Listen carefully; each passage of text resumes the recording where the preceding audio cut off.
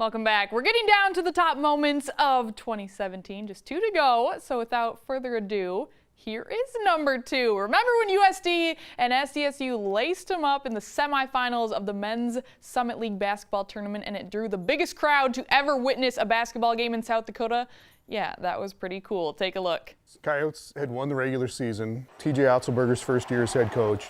They'd messed around early in the season, didn't know what they were doing. It took them forever to find themselves. You know, you guys won 6 of your final 8 regular season games going into that tournament. So I got to figure something happened there. So can you take me back to early February? What sparked this push for you guys?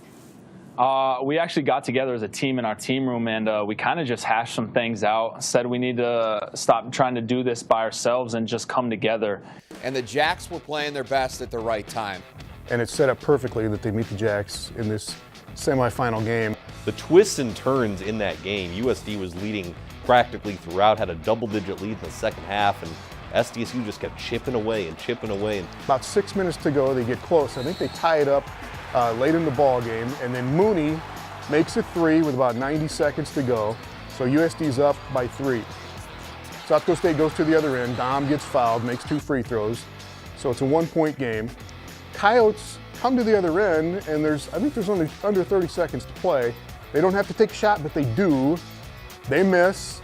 South Dakota State does not call timeout. And so when it comes down to the end and it's a close game, one possession could win it for one side or the other, you're expecting it's either going to be Mooney or it's going to be Dom.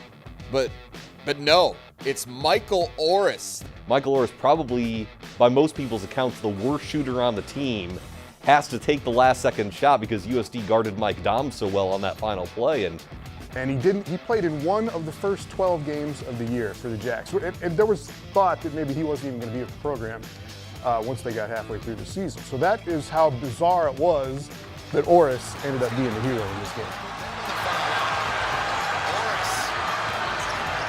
And he's dribbling and dribbling and dribbling and dribbling, which seems like forever. I'm sure he was not the guy that they wanted to take this last second shot, but with 2 seconds to go, he kind of backs out on the wing, shoots it from just inside the three-point line.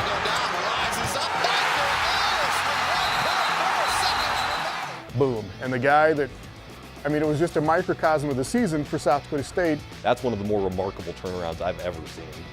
It was an unforgettable memory for me and something that, one of those games I'll never forget.